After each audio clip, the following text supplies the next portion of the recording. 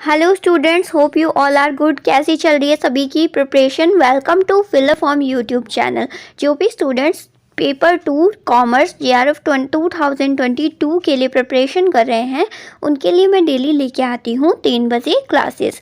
तो जो भी स्टूडेंट्स तैयारी करना चाहते हैं वो मेरे साथ जुड़ सकते हैं और अपनी तैयारी को कर सकते हैं। अभी तक हमारी कुछ फर्स्ट यूनिट की बात हो चुकी है, फिर हमने कम्प्लीटली थर्ड यूनिट को पढ़ लिया है और अभी हमारी चल रही है यूनिट नंबर 4 बिजनेस फाइनेंस, जिसका हमारा जो कैपिटल स्ट्रक्चर चैप्टर नंबर 4 है पूंजी ढांचा वो चल रहा है। उसकी एक टॉपिक आज बचा है जिसको हम आज की क्लास में कवर अप करने वाले हैं और साथ ही साथ उसके साथ फिर जो हमने अभी तक की पढ़ा है उसका हम MCQs के थ्रू क्या करेंगे, थोड़ा सा रिवीजन करेंगे। ठीक है, साथ ही साथ मैं बता दूं जो भी क्लासेस होती है उनकी लिंक्स आपको व्हाट्सएप ग्रुप पे और जो आपका कॉमर्स का टेलीग्राम चैनल बना हुआ है ना उस पर मिल जाती है, प्रोवाइड करा दी जाती है। तो जो भी नए स्टूडेंट्स हैं और जिन्होंने ऑलरेडी कर रखा है वेरी गुड, सभी ज्वाइन कर लीजिए चैनल्स को और ग्रुप को ताकि आपको time to time links available हो जाए और आपकी कोई भी क्लास मिस ना हो और आप कंटिन्यूसली क्लासेस ले पाओ। ओके, क्योंकि और भी जो अपडेट्स आती हैं वो इसमें डाल दी जाती हैं। तो बात हुई ये, अब जो भी फिलर फॉर्म पे स्टडी कर रहे हैं उनको पता है कि यहाँ पे पेपर फर्स्ट की भी बिल्कुल फ्री ऑफ कॉस्ट यहाँ पे 3 क्लासेस होती हैं, मैथ्स की, DI की, रीजनिंग की, उसके अलावा एक MCQ क्लास होती है और एक होती है आपकी जो थ्योरेटिकल है उसकी। तो आप जो भी कॉमर्स की भी तैयारी कर रहे हैं तो वो पेपर फर्स्ट की भी क्लासेस ज़रूर लिया कीजिए। साथ ही साथ जो अलग से पेपर 2 के सब्जेक्ट्स हैं उनकी भी यहाँ पे तैयारी करवाई जाती है, तो स्टूडेंट्स अपने टाइमिंग के अकॉर्डिंग यहाँ से प्रिपरेशन कर सकते हैं। ओके, तो चलिए अभी आते हैं हम हमारे मेन टॉपिक पे। जैसे कि अभी मैंने बताया हमारी चल रही है unit number 4 business finance capital structure, जिसमें आज हम पढ़ने वाले हैं। कैपिटल स्ट्रक्चर हमने पूरा का पूरा पढ़ लिया है। कुल मिला के 4 थ्योरीज होती है जो इसमें हमने पढ़नी होती है, राइट? कौन कौन सी बोलो मैम? एक हमारी नेट इनकम अप्रोच, एक नेट ऑपरेटिंग इनकम अप्रोच और एक ट्रेडिशनल अप्रोच और एक MM अप्रोच, जिसमें से हमने तीनों की तो एकदम ब्रीफली बात कर ली है। अब बात करते हैं अगर हमारी MM अप्रोच की, कौन सी? मोदिगिलियानी मिलर अप्रोच की। आज की क्लास में हम इसकी चर्चा करने वाले हैं। तो आइए चलिए शुरू करते हैं, सभी ध्यान लगा के अभी पढ़ेंगे इस चीज़ को। लास्ट क्लास में ही मैंने बताया था कि जो आपकी MM अप्रोच है ना उसको हम 2 प्रोपोजिशंस के अकॉर्डिंग देखेंगे। कौन कौन से?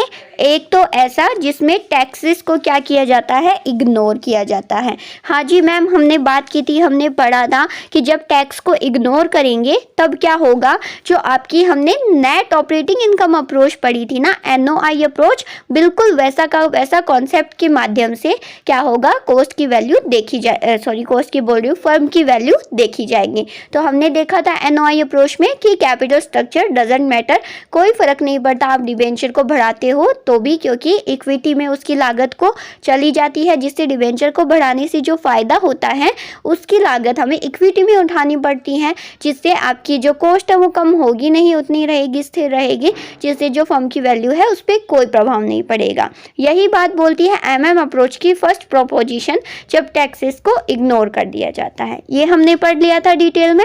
अब हम पढ़ते हैं कि जब टैक्सेस को हम लेके चलेंगे, टैक्स भी साथ में इंक्लूड होगा, तब किस तरीके से एक फर्म की जो वैल्यू है वो निर्धारित की जाएगी। ठीक है, तो आइए इस बात को समझते हैं।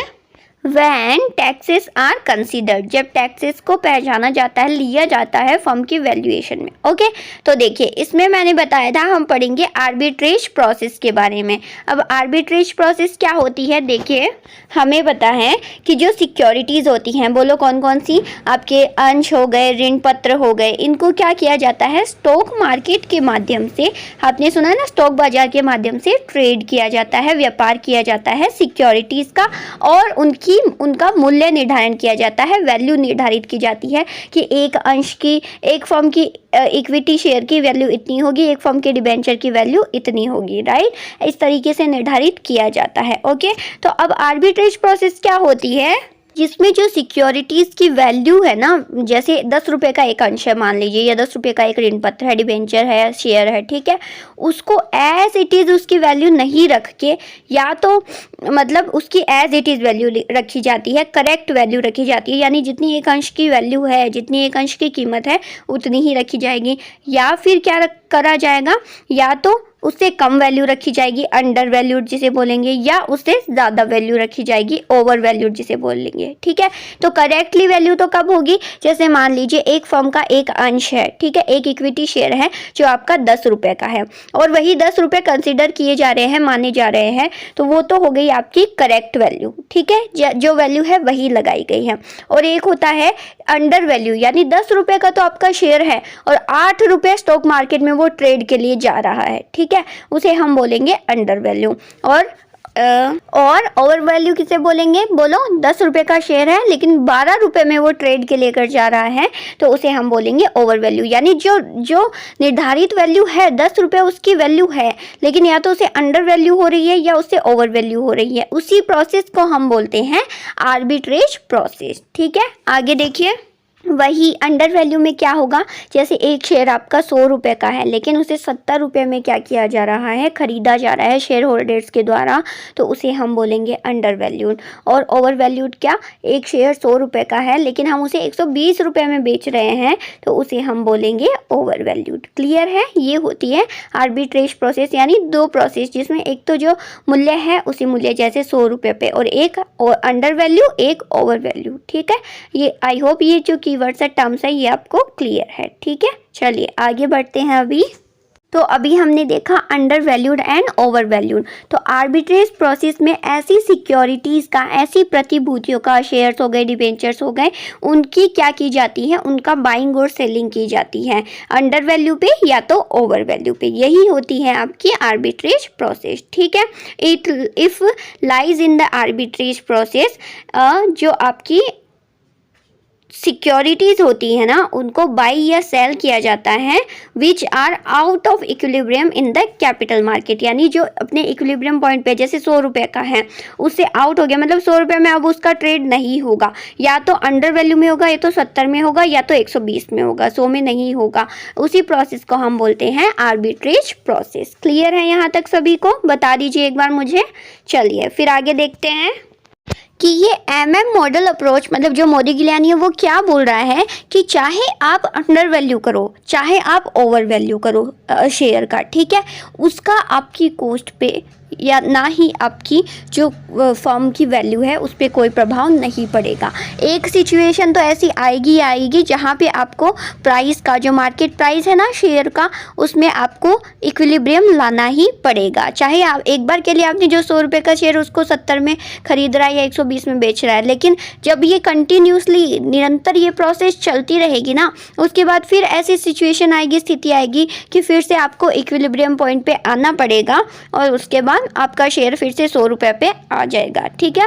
तो अप्रोच बोलती है कि देखिए जी, आपकी जो मार्केट प्राइस है ना, बाजार मूल्य है ना शेयर का, चाहे वो 100 का हो, 10 का हो, उसका तो कॉस्ट पे इफेक्ट पड़ेगा नहीं, ठीक है। अब फ़र्क पड़ेगा किसका, क्या बोल रहा है कि फ़र्क पड़ेगा किसका, फिर जब टैक्स होगा तो, है ना, फ़र्क पड़ेगा कि जो दो फर्म्स है ना वो क्या है, एग्जैक्टली सिमिलर है हर एक एंगल से, सिर्फ किसको छोड़ के, सिर्फ जो लेवरेज्ड और अनलेवरेज्ड प्रोसेस है उसको छोड़ के।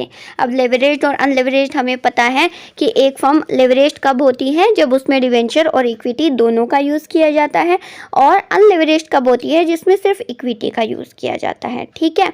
तो किसी और चीज़ का, अगर दो फर्म सेम है आपस में, तो किसी और चीज़ का इफेक्ट नहीं पड़ेगा, सिर्फ जो लेवरेज्ड और अनलेवरेज्ड सिचुएशन है उसका फ़र्क पड़ेगा, ठीक है। तो देखिए किस तरीके से फ़र्क पड़ेगा। अप्रोच का जो सेकंड प्रोपोजिशन है कि जब कॉर्पोरेट टैक्स को हम कंसीडर करेंगे, एग्जिस्ट करते हैं जो टैक्स होते हैं वो, उस सिचुएशन में ये अप्रोच कहती है एग्री दैट जो फर्म की वैल्यू है ना वो भी इंक्रीज़ होगी। कब फर्म की वैल्यू तो इंक्रीज़ होगी और जो ओवरऑल कॉस्ट है, लागत है, वो क्या होगी, कम होगी। विद द यूज़ ऑफ डेप्ट, जब हम डिबेंचर का यूज़ करेंगे एक फर्म में, जो फर्म लेवरेज्ड होगी, जिसमें इक्विटी के साथ डिबेंचर का यूज़ करेंगे, उसमें फर्म की वैल्यू तो बढ़ेगी और ओवरऑल कॉस्ट घटेगी। कब, जब आपके कॉरपोरेट टैक्स है ना वो कंसीडर किए जाएंगे, एग्जिस्टेंस में होंगे। फिर से बोल रही हूँ, I repeat my sentence, MM ने बोला है कि एक फर्म की वैल्यू तो बढ़ेगी और उसकी लागत घटेगी जब एक फर्म डिबेंचर्स का यूज़ कर रही है कैपिटल को रेज करने में। और किस सिचुएशन में, जब टैक्सेस क्या किए जा रहे हैं, कंसीडर किए जा रहे हैं, टैक्स को लेके जब हम बात कर रहे हैं। पहला प्रपोजिशन क्या बोला था कि कैपिटल स्ट्रक्चर डजंट मैटर, कि आप डिबेंचर का यूज़ करो या ना करो, आपकी लागत पे कोई फर्क नहीं पड़ता। पर दूसरा प्रपोजिशन क्या कह रहा है, अगर आप टैक्स को लेके चलोगे ना तो आपकी फर्म की वैल्यू तो बढ़ेगी और लागत घटेगी अगर आप डिबेंचर का यूज़ कर रहे हो अपनी किसमें, अपनी फर्म में। वैसा क्यों होता है, क्योंकि इंटरेस्ट डिबेंचर्स पे क्या दिया जाता है, इंटरेस्ट दिया जाता है, ठीक है। अब इंटरेस्ट देने की वजह से टैक्स में क्या होती है, एक फर्म को छूट मिल जाती है, उनको टैक्स देना नहीं पड़ता है, ठीक है। तो interest is tax deductible, interest जो हम देते हैं वो क्या होते हैं, टैक्स डिडक्टेबल होते हैं, उसमें से टैक्स को घटा दिया जाता है। तो the effective cost of borrowing, तो जो बोरोइंग की, डिबेंचर्स की जो कॉस्ट है ना, लागत है ना, विल बी लेस, वो कम आती है, किससे, जो आपकी इंटरेस्ट की द रेट ऑफ इंटरेस्ट, जो हम इंटरेस्ट दे रहे हैं ना उससे। अब आइए इस चीज़ को समझते हैं कैसे। देखिए, मान लीजिए आपको जो टैक्स देना पड़ता है उसकी रेट है 30%, 30%, और आपका जो इंटरेस्ट है जो आपको डिबेंचर इशू करने पे डिबेंचर होल्डर्स को देना पड़ता है वो है आपका 10%। डिबेंचर पे पहले से फिक्स होता है कि 10% आपको ब्याज देना पड़ेगा, ठीक है।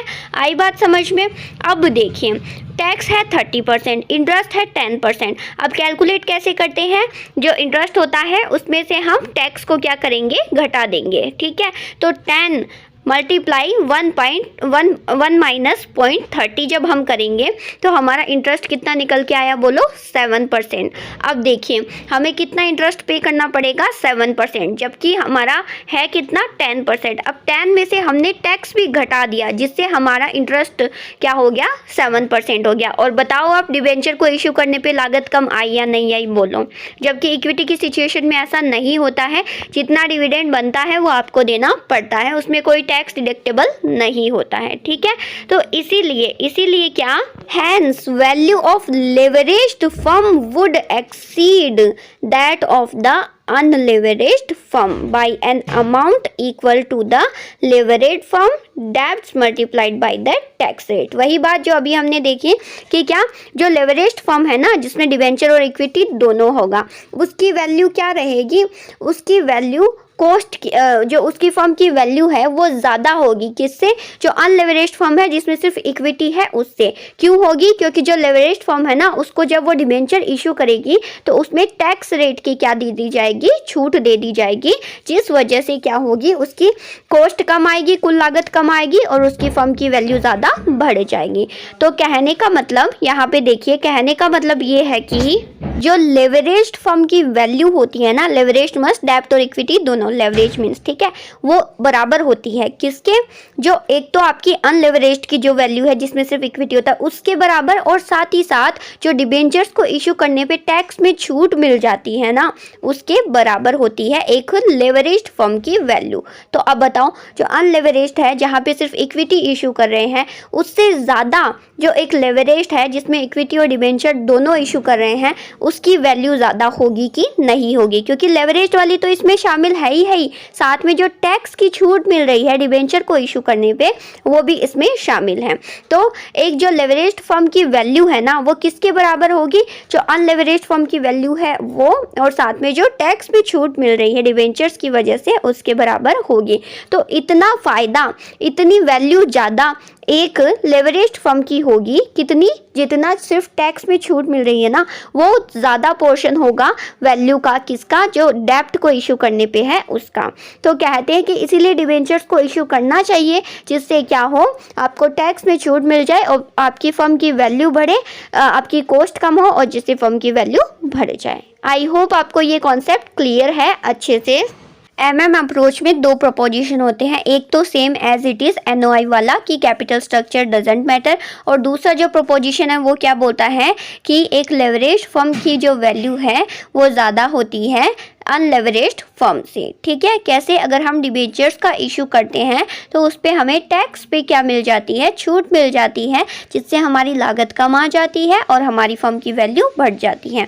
तो देखिए, मान लीजिए लेवरेज्ड फर्म की वैल्यू है, अनलेवरेज्ड फर्म की वैल्यू है 11 लाख। जब हम सिर्फ इक्विटी इशू कर रहे हैं तो उसकी लागत हमारी जितनी आई है उसके अकॉर्डिंग फर्म की वैल्यू है 10 लाख। ठीक है, अब साथ ही साथ लेवरेज्ड फर्म की वैल्यू क्या हो जाएगी, 10 लाख तो ये होगी ही होगी, और साथ में उसे जो डिबेंचर की छूट मिल रही है ना, डिबेंचर पे टैक्स की, जब हम टैक्स को लेके चल रहे हैं 1 लाख का टैक्स की छूट मिल रही है। तो कुल मिला के जो लेवरेज्ड फर्म है उसकी वैल्यू जब डिबेंचर इशू कर रहे हैं तो उसकी वैल्यू 11 लाख हो गई। ठीक है, तो हमेशा क्या रहेगी, जो लेवरेज फर्म है डिबेंचर इशू करने पे लागत कम आएगी और वैल्यू बढ़ जाएगी। ठीक है, ये बोलती है अप्रोच जब हम टैक्स को कंसीडर करके चलते हैं।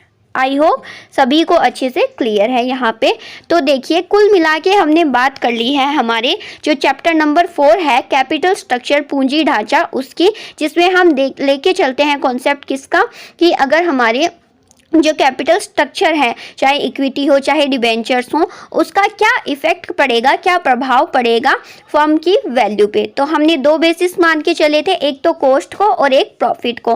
कॉस्ट के माध्यम से हमने 3 अप्रोचेस को देखा था, कौन कौन से बोलो, एक नेट इनकम अप्रोच, एक नेट ऑपरेटिंग इनकम अप्रोच और एक ट्रेडिशनल अप्रोच। अब तीनों में क्या क्या होता है वो मैं आपको बता चुकी हूँ, अब आपने रिवीजन किया है, आपको बताना है। सब मुझे कमेंट में ज़रूर बताना कि तीनों अप्रोचेस में क्या क्या होता है, चाहे शॉर्ट कीवर्ड्स में बताना पर ज़रूर बताना। ओके, और फिर EBIT के बेस पे, प्रॉफिट के बेस पे हमने अप्रोच को देख लिया। ठीक है, जो आपका 2 प्रोपोजिशंस थे उसके अकॉर्डिंग, पहला NOI की तरह ही और दूसरा कौन सा बोलो, जब टैक्स कंसीडर करते हैं। तो कुल मिला के पूरा का पूरा जो हमारा चैप्टर है कैपिटल स्ट्रक्चर पूंजी ढांचा, वो आज की क्लास में हमने सम अप कर लिया है, अच्छे से डिस्कस कर लिया है। अब थोड़ा सा बात कर लेते हैं, अभी तक के हमने 4 चैप्टर्स पढ़ लिए हैं तो उनके MCQs की रिवीजन के माध्यम से हम थोड़े MCQs कर लेते हैं। ठीक है, तो चलिए सभी तैयार हो जाइए क्वेश्चंस को अटेम्प्ट करने के लिए, राइट आंसर देने के लिए। तो अभी हम स्टार्ट करने वाले हैं हमारी MCQ सीरीज। ओके, तो हियर योर क्वेश्चन नंबर 1 समझ लीजिए। आपको जो सीक्वेंस है नंबर्स के वो अलग अलग मिलेंगे क्योंकि मैं अकॉर्डिंगली लेके आई हूँ कौन से आपके लिए ज़्यादा बेनिफिशियल हैं क्वेश्चंस, उसके लिए। ठीक है, तो चलिए अभी स्टार्ट करते हैं क्वेश्चन नंबर 1 से। देखिए क्या लिखा है क्वेश्चन में, in case of net income approach, NOI approach हमें पता है क्या होती है, हमने अच्छे से पढ़ा है। ठीक है, व्हेन द डेप्ट पोर्शन इज इंक्रीज, जब डिबेंचर के पोर्शन को हम बढ़ाते हैं तो आपकी जो कॉस्ट ऑफ डिबेंचर KD पे क्या इम्पैक्ट पड़ता है, KD बढ़ती है, घटती है, स्थिर रहती है या फिर नन ऑफ द अबव। अच्छे से पढ़ा है NOI को, अभी हमने वापस से रिवाइज भी किया है, तो जल्दी से सभी का एकदम करेक्ट क्वेश्चन होना चाहिए, मुझे बताइए करेक्ट आंसर। जब हम डिबेंचर्स की मात्रा को बढ़ाएंगे तो जो डिबेंचर्स की लागत है कौन सी अप्रोच में, NOI अप्रोच में क्या होती है, बढ़ती है, घटती है या स्थिर रहती है, आपको बताना है। ओके, बहुत अच्छे, बिल्कुल मैम, हमने पढ़ा था NOI अप्रोच में क्या रहता है, doesn't matter, capital structure matter ही नहीं करता, चाहे आप किसी का पोर्शन बढ़ाओ। तो सीधी सी बात है, अगर डिबेंचर का पोर्शन भी बढ़ाओगे तो उसकी जो लागत है वो तो क्या रहेगी, स्थिर ही रहेगी, कांस्टेंट रहेगी। So here your option number C, constant यानी स्थिर रहेगी, डिबेंचर की KD जो है आपकी स्थिर रहेगी। ठीक है, तो यहाँ पे ऑप्शन नंबर C आपका करेक्ट हो जाएगा। ठीक है ना, चलिए अभी देखते हैं नेक्स्ट क्वेश्चन। इन NOI, ये भी NOI अप्रोच का ही है, ठीक है। Which one of the following is constant, कौन कौन से इसमें से जो है वो स्थिर रहते हैं। अब तो ये तो बहुत इजी हो गया सभी के लिए। कॉस्ट ऑफ इक्विटी रहती है, कॉस्ट ऑफ डेप्ट रहती है, या WACC यानी कुल लागत, ओवरऑल जो लागत है वो, और जो आपका KD है वो स्थिर रहता है, या फिर KE और KD स्थिर रहते हैं। क्या इसमें आपका स्थिर रहता है, आपको सबसे इफेक्टिवली बताना है। आपको याद है हमने डायग्राम के माध्यम से समझा था, जिसमें जो ओवरऑल कॉस्ट है वो भी स्थिर थी, और जो KD है डिबेंचर की कॉस्ट है वो भी स्थिर थी। बस बढ़ किसकी कॉस्ट रही थी, KE की कॉस्ट बढ़ रही थी। क्या बढ़ा था हमने, अगर हम डिबेंचर का पोर्शन बढ़ा भी देते हैं तो उस पर जो हमारी आने वाली लागत कम होती है ना, वो स्थिर रहती है। क्यों, क्योंकि जो KE है ना उसकी लागत, मतलब जो इक्विटी की लागत है वो बढ़ जाती है, जिससे क्या होता है ओवरऑल कॉस्ट पे कोई इफेक्ट नहीं पड़ता है, वो भी स्थिर रहती हैं। तो बोलो कौन कौन सी स्थिर रहती है, WACC ओवरऑल कॉस्ट, और एक आपकी डिबेंचर और कॉस्ट ऑफ डिबेंचर, ये दोनों क्या रहती हैं, स्थिर रहती हैं। तो यहाँ भी कौन सा ऑप्शन सही होगा, बोलो। ऑप्शन नंबर C आपका करेक्ट हो जाएगा, बिल्कुल ठीक है। चलिए अब बात करते हैं नेक्स्ट क्वेश्चन की। चलिए क्या बोलता है, judicious use of leverage is suggested by, ये कि ये सेंटेंस हमने जब पढ़ी थी वो अप्रोच उसमें पढ़ा था। जुडिशियस यूज ऑफ लेवरेज, कहने का मतलब लेवरेज क्या होता है, डेब्ट और इक्विटी का ऐसा पोर्शन जिसको आपस में मिला के निर्धारित किया जाता है कि फर्म की वैल्यू क्या रहेगी। कौन सी अप्रोच बताती है मैम, आधा तो आपने ऐसे आंसर बता दिया, बताया कि नहीं, बोलो। तो नेट इनकम अप्रोच होती है, NOI अप्रोच होती है, ट्रेडिशनल अप्रोच होती है, या फिर सारी की सारी में यही सिचुएशन रहती है। आपको बताना है करेक्ट आंसर। बहुत इजी है ना, देखिए अभी अभी हमने कॉन्सेप्ट पढ़ा है और सबके सब आपको इजी लगेंगे। तो इसी तरीके से आपको MCQs के माध्यम से ज़्यादा कॉन्सेप्ट को पढ़ने के बाद प्रैक्टिस करना होता है। चलिए बताइए मुझे करेक्ट आंसर। बिल्कुल देखिए हमने पढ़ा था किसमें कि जो डेब्ट और इक्विटी है उन दोनों का हमें यूज़ करना चाहिए, किसमें, एक फॉर्म में, लेकिन एक ऑप्टिमल लेवल तक, एक बिंदु आता है वहाँ तक। अगर उसके बाद आप डिबेंचर का भी ज़्यादा यूज़ करोगे तो उससे क्या होगी, आपकी लागत बढ़ेगी। किसमें पढ़ा था, बोलो बोलो। हमने पढ़ा था ट्रेडिशनल अप्रोच में, याद आ गया ना। उसमें दोनों कॉस्ट और डेब्ट, बोर्डिंग कॉस्ट ऑफ डेब्ट, कॉस्ट ऑफ इक्विटी, दोनों के यानी इक्विटी और डेब्ट दोनों के कॉन्सेप्ट को लेके जुडिशियस लेवरेज की बात की जाती है, किसमें, ट्रेडिशनल अप्रोच में, ध्यान में रखना है। तो यहाँ भी ऑप्शन नंबर बोलो C आपका करेक्ट बिल्कुल हो जाएगा। क्लियर है, क्या बात है, सब में ऑप्शन C करेक्ट आ रहा है, सबको C करना है क्या चलिए कोई बात नहीं, चलते हैं नेक्स्ट क्वेश्चन की ओर, देखते हैं उसका कौन सा ऑप्शन करेक्ट होगा। ठीक है, ये तो जो अभी अभी पढ़ा था बिल्कुल उसी में से आ गया। दैट देयर इज, बट थोड़ा घुमा के पूछा इसको, तो मैं क्वेश्चन को पढ़ने से पहले ही बोल देती हूँ, सब अच्छे से इसका आंसर देना, ठीक है। There is no corporate tax, यानी कॉरपोरेट टैक्स जहाँ पे नहीं है, इज़ अज्यूम्ड बाई, ऐसा कौन सी अप्रोच में माना गया है। अब बताइए, कॉरपोरेट टैक्स के नाम से तो MM मॉडल याद आ रहा है, MM अप्रोच याद आ रही है। अब यहाँ पे ऑप्शन में आपको क्या मिला है, net income approach, net operating income approach, traditional approach, या ऑल ऑफ दिस। क्या पूछा है, फिर से रिपीट कर रही हूँ कि जहाँ पे कॉरपोरेट टैक्स मैटर नहीं करता है, कौन सी अप्रोचेस ऐसी हैं, आपको बताना है करेक्ट आंसर। बिल्कुल अच्छा, जिन्होंने भी अपना सही से दिमाग लगाया है। क्यों, क्योंकि हमने क्या पढ़ा था, सिर्फ MM अप्रोच में क्या होता है, कॉरपोरेट टैक्स एक प्रोपोजिशन में हम लेके देखते हैं कि फर्म की वैल्यू क्या रहेगी। उसके अलावा हमने जितनी भी थ्योरीज पढ़ी है कैपिटल स्ट्रक्चर की, किसी में टैक्स की बात हुई है, बोलो, नहीं हुई ना। तो ये सारी की सारी अप्रोचेस क्या है, बिल्कुल करेक्ट है, जिनमें टैक्स की बात नहीं की गई है, राइट।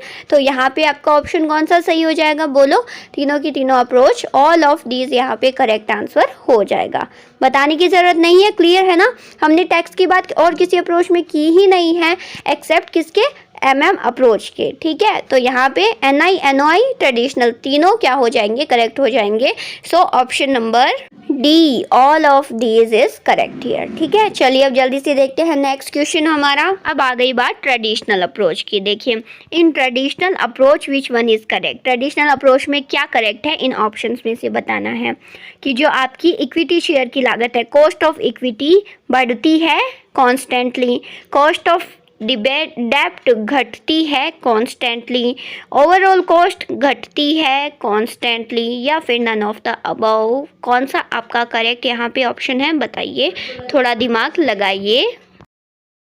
मैम हमें याद है हमने पढ़ा था कि KD और ओवरऑल कॉस्ट तो क्या रहती है, स्थिर रहती हैं, तो B और C तो ऐसे ही गलत हो गए। अब हमने ये ज़रूर देखा था कि हाँ भाई कॉस्ट ऑफ इक्विटी है वो क्या होती है, बढ़ती है। डायग्राम में देखा था, याद है ना, अभी अभी मैंने रिपीट ही किया है पहले, थोड़ी देर पहले जो हमारा क्वेश्चन आया था उसमें, है ना।